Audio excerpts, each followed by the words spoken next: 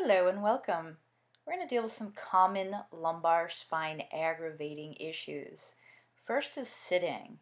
We tend to sit not on our sit bones, but more towards the sacrum, especially over time as we start to get tired and we start to slacken the muscles between the shoulder blades. And then suddenly we get up really tall and we're like, oh yeah, I'm going to sit up real straight here. And we just kind of lose that support in the belly for the lumbar spine. And then it starts to tilt our pelvis forward, and that can really put a lot of pressure on the lumbar spine. Forget the fact that sitting puts 40 pounds-ish of pressure on your lumbar spine as it is. And the knees are pretty much always higher than the hips, especially if you're really tall, like you can't escape it. So trying to elevate yourself just a little bit.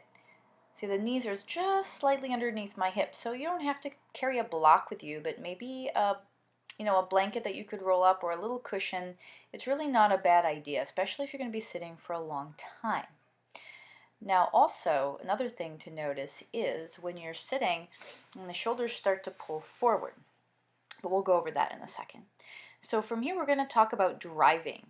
If you do a lot of driving really aggravates the hip flexors and it perpetually tightens the right side of the body for the most part, right? So your foot, that right foot is almost always active, even when it's not on a pedal. You tend to have it flexed.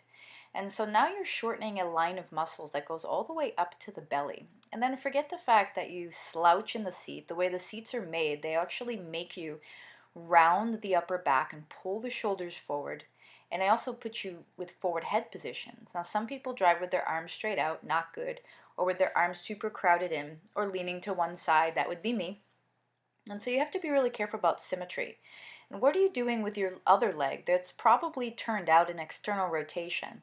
Both legs are probably externally rotated perpetually as you're seated and or driving. Now, this is me using a clutch because I do drive a clutch sometimes.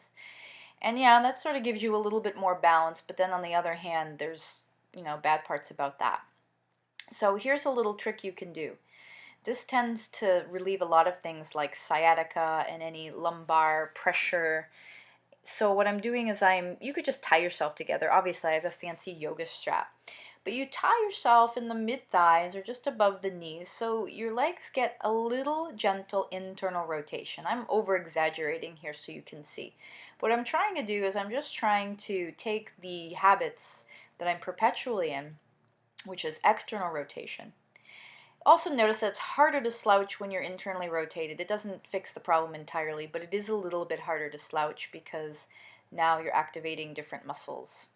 So if you can get a little bit of internal rotation in the thighs, you can. I'm not saying that it's great to do all the time and for super long periods of time. Nothing really is meant to be done for super long periods of time, but what we're trying to do here is repattern ourselves. It also allows you to give space in your SI joints in your low back because when you're externally rotated, it's always firing those muscles in the butt that actually connect to your back, to your leg bones.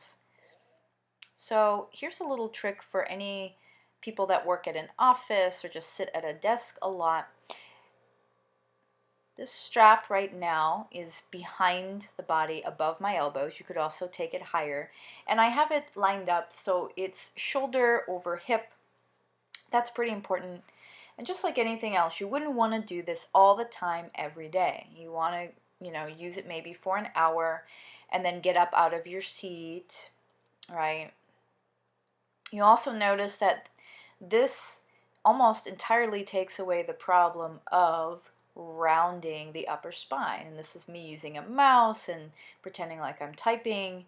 So it kind of takes away the rounding of the upper spine. Once your upper spine starts to round and your rhomboids slacken, right, what's going to happen is you're going to become a T-Rex and you're going to be really unhappy. So it can be a really nice way to start to teach your body, and hopefully there are echoes of that shape when you take the straps off, right? So standing is another thing. A lot of people stand with their leg bones popped forward, their pelvis tilts backward, and their rhomboids, again, the back body muscles will slacken. Sitting also shortens your lats as well. Now you want to have a nice soft bum, so you can actually test the bum out and see if it's clenching, because it generally is when you have to pull your hip back, right? But now I'm bending the knees a little. I'm giving a little space in my inner thighs, similar to an internal rotation, and I'm letting my lumbar spine curve a bit. You may notice that if I slacken my shoulders and I round forward, like tall people tend to do, my pelvis tilts backward. And I'm trying my hardest to tilt it forward and get a lumbar curve, but because there's a muscular fascial connection between those rhomboids as well as your traps and the hips and the pelvis, it's just no good. So what we want to have is a little anterior tilt of the pelvis. 30% or 30 degrees, sorry, is pretty typical.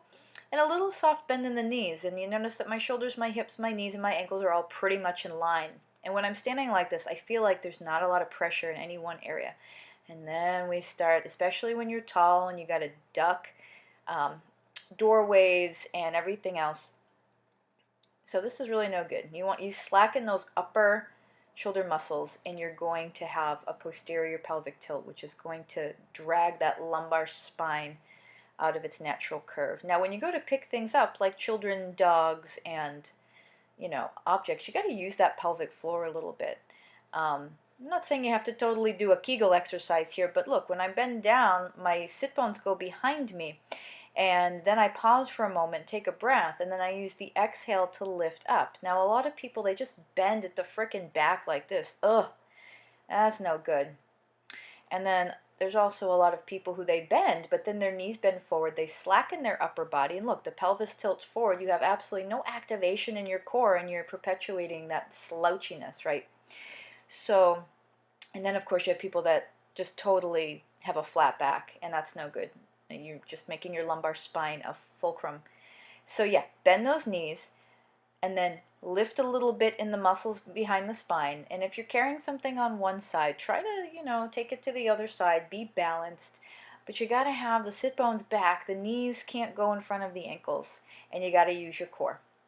So here we go with walking pattern. This is the last bit. A lot of people walk without moving their arms. And when your body walks, it wants to make a spiral.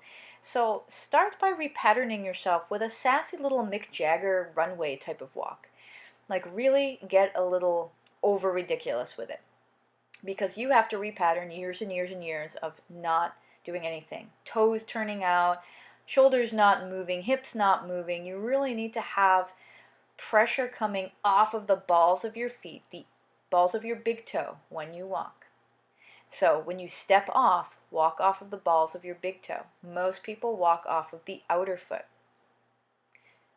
And then when you're ducking to doorways, you really should actually use a little bit of squatting action instead of rounding the spine. It might look like a silly walk, but there are worse things to have to look like. So this is the end of the video. Saying goodbye. It's obviously a short version. Email me if you need more information. And listen, stay sassy. Keep that lumbar curve. Keep your core strong. Exactly. I'll see you soon.